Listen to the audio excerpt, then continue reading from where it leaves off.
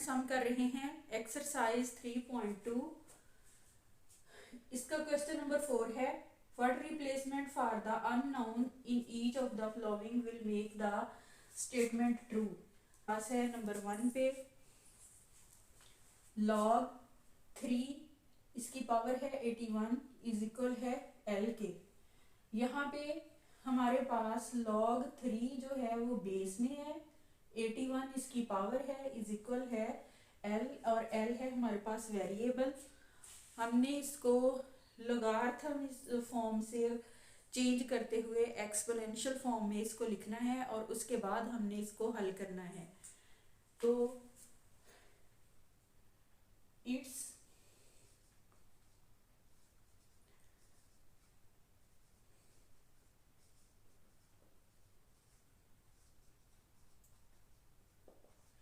Exponential form is, log को हमने खत्म कर देना है। एक्सपोनेंशियल फॉर्म में जब लिखेंगे तो जो हमारे पास बेस है बेस वही रहेगी, लेकिन इसकी पावर जो है वो सामने वाले हमारे पास जो भी वैल्यू है इसकी उसके साथ चेंज हो जाएगी। अब यहाँ पे 81 है, 81 को हम l के साथ चेंज करेंगे, 3 की पावर बनेगी l और इज इक्वल होगा 81। इस फॉर्म को अब हमने हल करना है। इस फॉर्म को कैसे किस तरह से हल करेंगे, 3 की पावर l हमारे पास वही है 81 की, हम फैक्टराइजेशन करेंगे, इसमें आएगा 3 मल्टीप्लाई 3 मल्टीप्लाई 3 मल्टीप्लाई 3, 3 की पावर l इज इक्वल, अब यहाँ पे फैक्टराइजेशन करने से 3 की पावर बनती है 4। अब देखना यूं है कि हमारे पास अगर बेस में सेम हो गई है स्टेटमेंट तो हमने बेस को छोड़ देना है, और अगर वेरिएबल हमारे पास पावर में है तो पावर से हमने उसकी वैल्यू जो है फाइंड करके यहाँ पे सामने लिख लेनी है, यही हमारा आंसर होगा।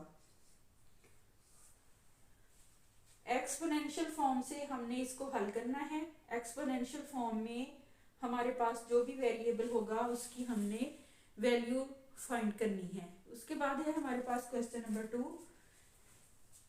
इसको भी हमने एक्सपोनेंशियल फॉर्म में लिखना है।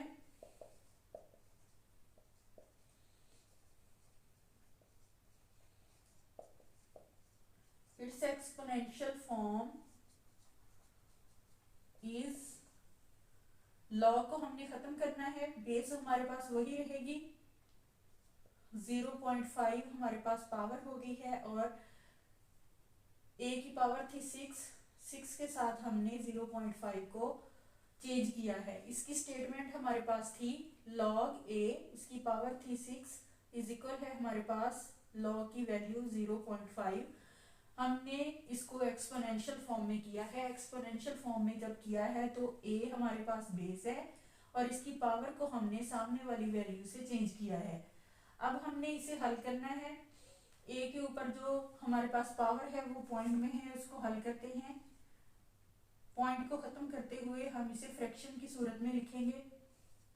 फ्रैक्शन से हम इसे रिड्यूस करेंगे,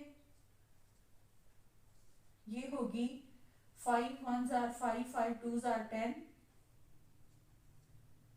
a की पावर हमारे पास 1 डिवाइडेड बाई 2 इज इक्वल 6 है। अब हम इस फ्रैक्शन को किस तरह से खत्म कर सकते हैं, अगर हम बोथ साइड्स पे स्क्वायर लें तो फिर हम इसको खत्म कर सकते हैं।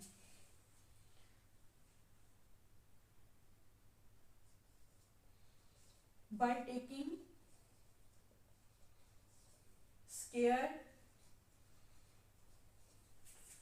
Both sides,